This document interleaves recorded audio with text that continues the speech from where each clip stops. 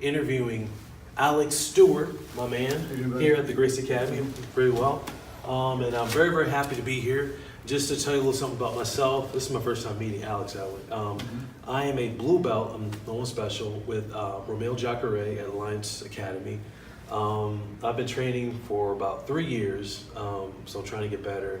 And it was just a dream of mine to actually be here, and I've seen your videos help me. I like Renner and the whole Gracie family, but I really kind of connected with you. I don't know why. I think you really you kind of break it down and everything like that. So first of all, Alex, how long you been training Jiu Jitsu? How long I've been trained since I walked in the building. It's going to be 13 years in May. Wow, 13 years. That's amazing. Why did you choose Gracie Academy? You know what? When I was looking for a place to train, I wasn't even looking for Jiu Jitsu, actually, because I was in the Marine Corps and I was in the transition of getting out.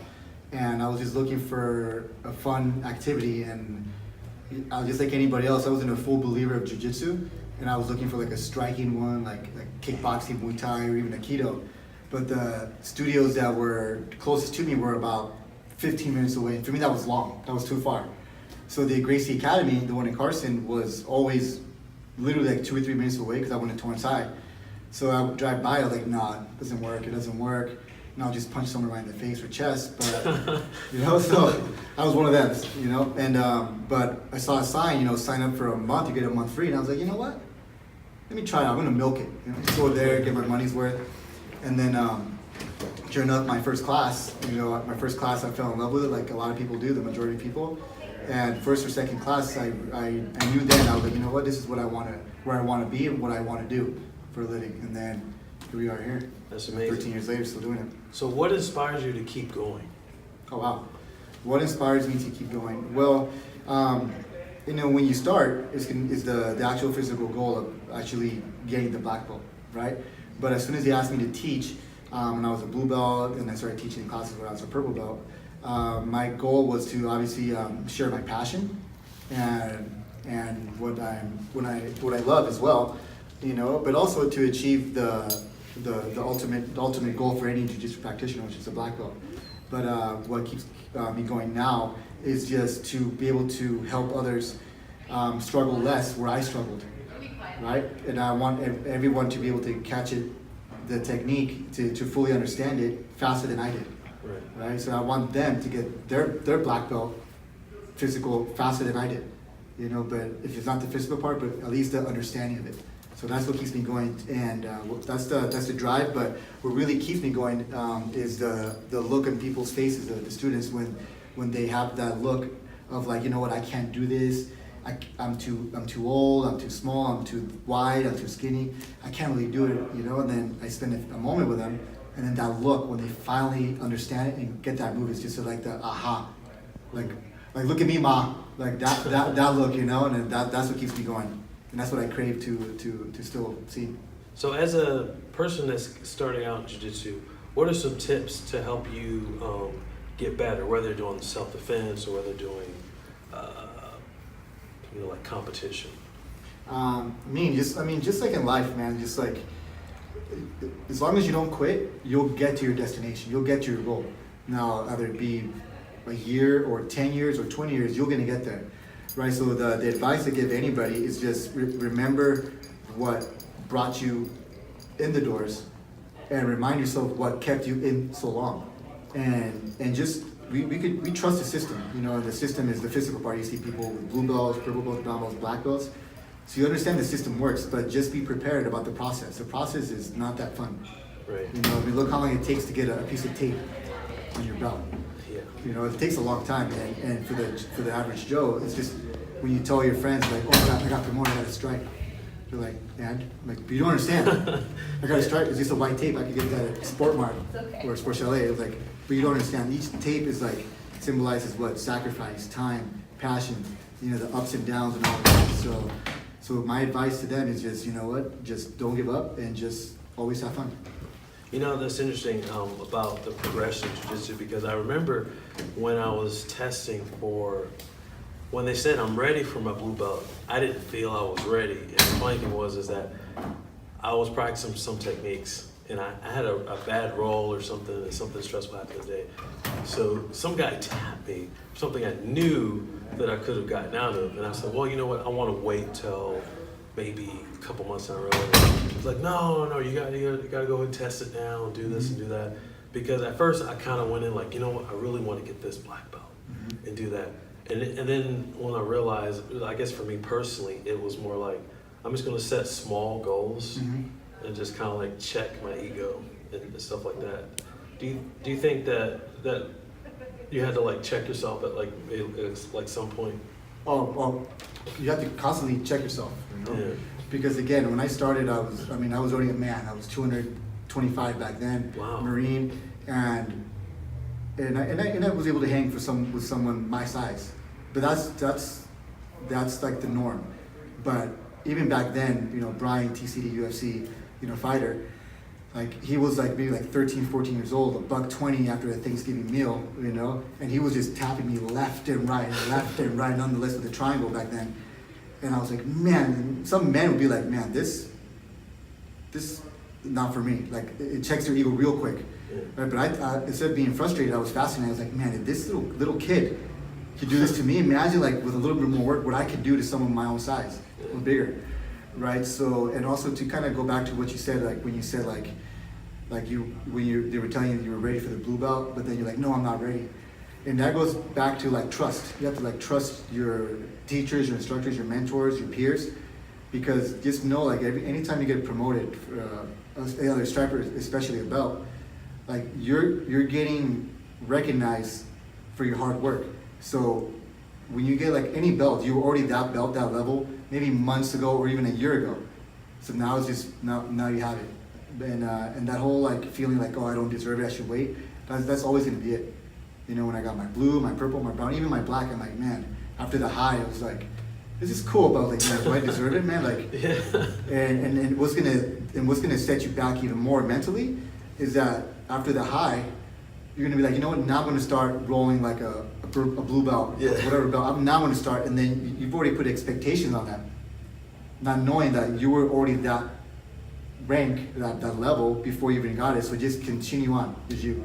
And if you have any questions, that's when it comes to the trust, just ask your instructor or your mentors and just be like, is there anything else I need to work on? Is there anything else I need to add? Is there anything else I need to remove? And that's when you come to like a self-audit, you know? So what is, at the Gracie Academy, what does sportsmanship and honor mean to Gracie Academy? What does sportsmanship and honor mean to the Gracie Academy? I mean, we're a self-defense school first, and then we learn the sport aspect after. But our number one thing is safety, right? Because we could be the best at this, but if our safety is not on point, then just the student ratio is going to go down. We're going to have that reputation. But man, we're all about safety, and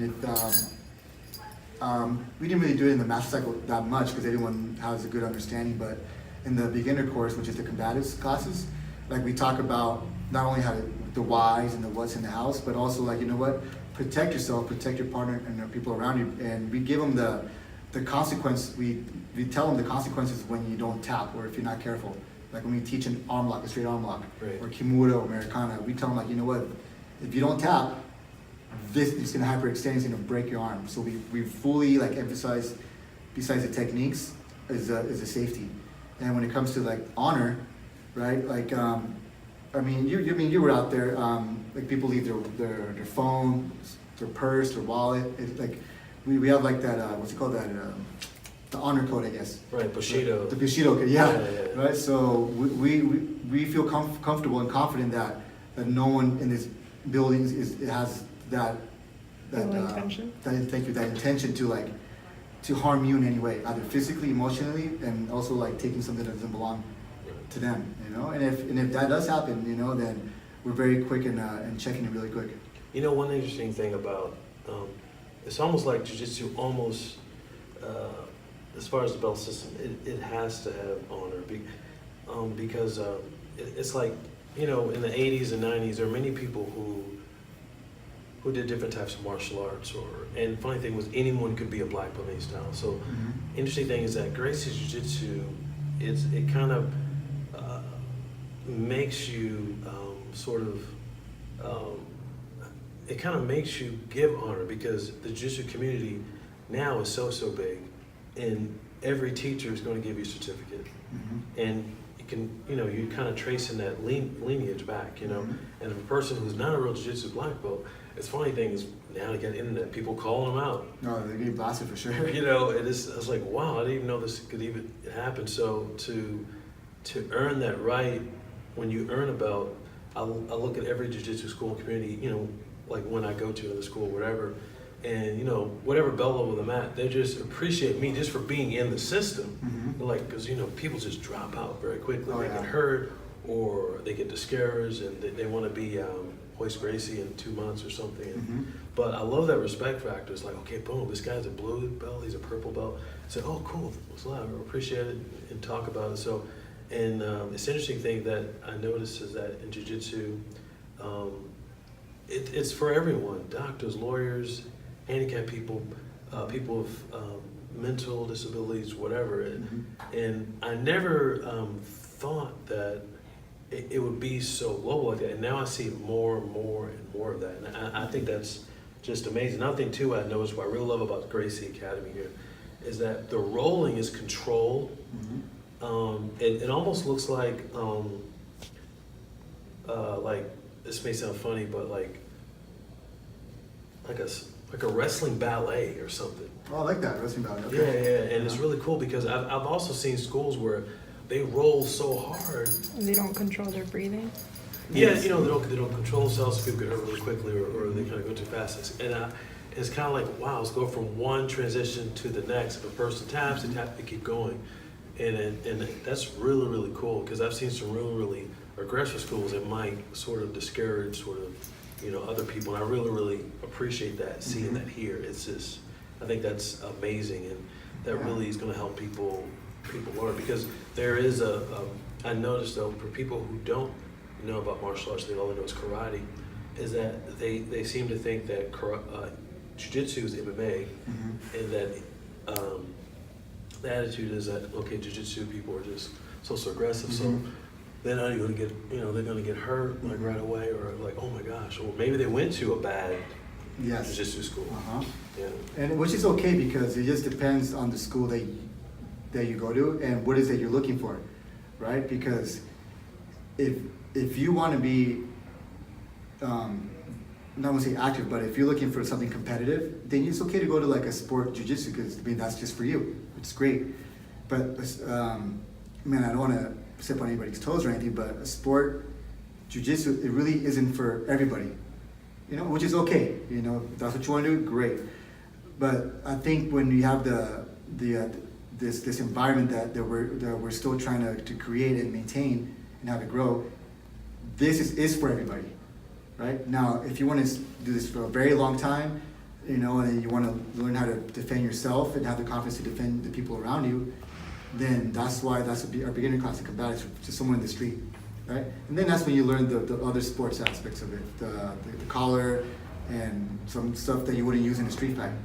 But even to this day, like the Gracie Academy, the Gracie University, I should say, we changed it. We'll never talk about points.